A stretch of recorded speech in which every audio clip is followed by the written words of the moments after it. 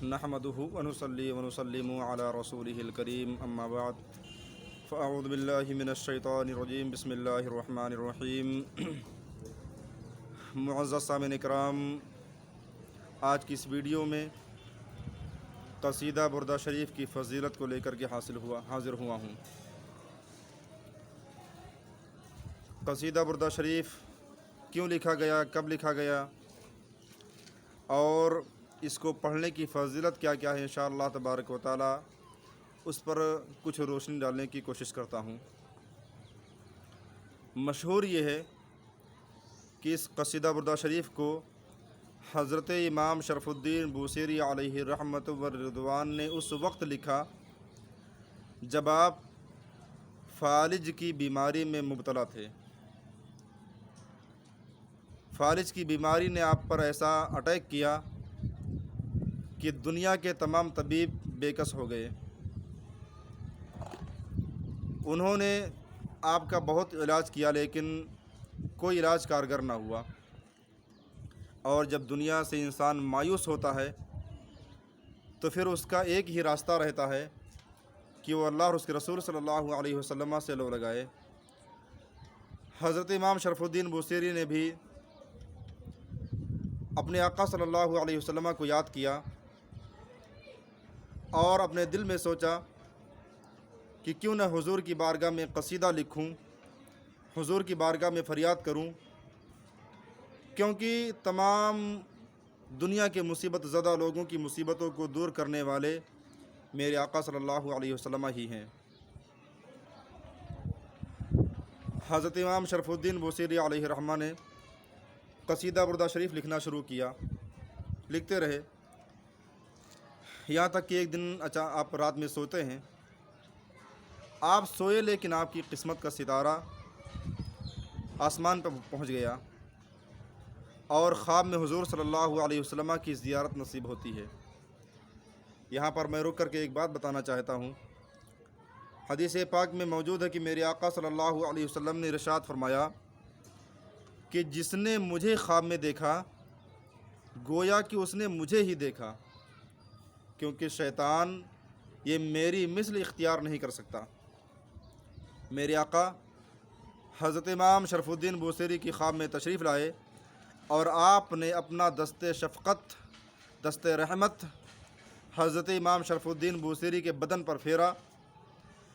اس دست شفقت اور رحمت کے برکت سے آپ کی بیماری درست ہو گئی، اور پھر میرے آقا صلی اللہ علیہ وسلم کو حضرت امام شرف الدین بوصیری نے خواب ہی کے اندر اپنا قصیدہ بھی سنایا۔ جب آپ خواب سے بیدار ہوتے ہیں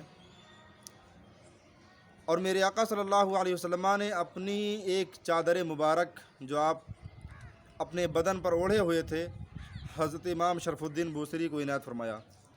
جب حضرت امام شرف الدین بوصیری خواب سے بیدار ہوئے تو آپ نے کیا دیکھا کہ جس چادر مبارک کو میرے آقا صلی اللہ علیہ وسلم نے مجھے عنایت فرمایا تھا وہ چادر میرے پاس موجود ہے۔ صبح ہوئی، حضرت امام شرف الدین کسی کام کی غرض سے بازار کی طرف نکلے تو راستے میں ایک بزرگ سے ملاقات ہوئی۔ بزرگ آپ سے کہنے لگے کہ امام شرف الدین، ایک قصیدے کی مجھے آپ اجازت مرحمت فرمائیں۔ حضرت امام شرف الدین نے فرمایا کہ میرے تو بہت سے قصیدے ہیں، آپ کون سے قصیدے کی اجازت مانگ رہے ہیں؟ تو انہوں نے کہا کہ جس قصیدے مبارکہ کو آپ نے رات میں حضور تاجدار مدینہ صلی اللہ علیہ وسلم کو سنایا ہے، میں اس قصیدے کی اجازت طلب کر رہا ہوں۔ اتنا سننا تھا کہ حضرت امام شرف الدین بوصیری علیہ رحمہ پریشان ہو جاتے ہیں، حیران ہو جاتے ہیں کہ میرے علاوہ اس کو کوئی جانتا بھی نہیں ہے، میں نے صرف اور صرف حضور تاجدار مدینہ صلی اللہ علیہ وسلم کو سنایا ہے، دنیا میں کسی کو نہیں۔ تو پھر ان بزرگ نے کہا کہ کہو تو یہ بھی بتا دوں کہ یہ جو چادر آپ اوڑھے ہوئے ہیں یہ کون سی چادر ہے اور آپ کو اس کو کس نے دیا ہے؟ غرض ہے کہ اس چادر مبارک کی وجہ سے آپ کے قصیدے کا نام قصیدہ بردہ شریف پڑ گیا، اور زمانے میں یہ قصیدہ بردہ شریف کے نام سے مشہور ہے۔ اس کی بہت سی فضیلتیں ہیں، جن میں سے چند میں آپ کے سامنے حاضر کرتا ہوں کہ اگر کوئی انسان اس قصید مبارکہ پر عمل کرے، اس کو پڑھے، تو اس کو کیسی کیسی فضیلتیں حاصل ہوتی ہیں۔ مذکور ہے کہ جو انسان 1000 مرتبہ اس قصیدہ بردہ شریف کو پڑھے گا، اس کی عمر میں انشاءاللہ برکت ہوگی۔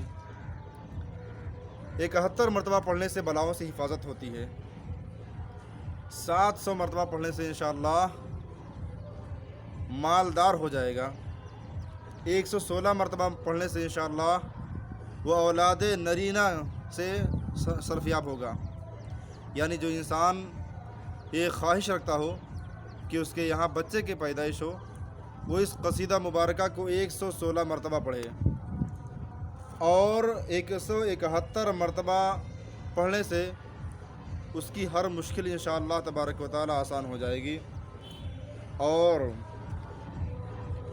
جو انسان مشک و زعفران سے لکھ کر کے اس قصیدہ بردہ شریف کو اپنے گلے میں پہنے گا، انشاءاللہ تبارک و تعالی وہ ہر مصیبت سے، ہر پریشانی سے محفوظ رہے گا۔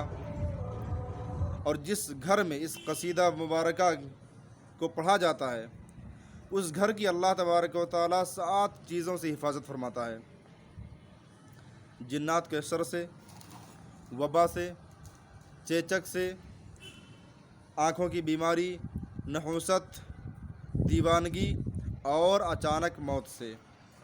اور اے میرے محترم، آخری بات میں عرض کروں کہ جو انسان ناجائز کسی وجہ سے قید ہو گیا ہو اور وہ رہائی چاہتا ہو، تو قصیدہ بردہ شریف پابندی کے ساتھ پڑھتا رہے، انشاءاللہ تبارک و تعالی وہ اس قید سے چھٹکارا پائے گا۔ السلام علیکم ورحمۃ اللہ وبرکاتہ۔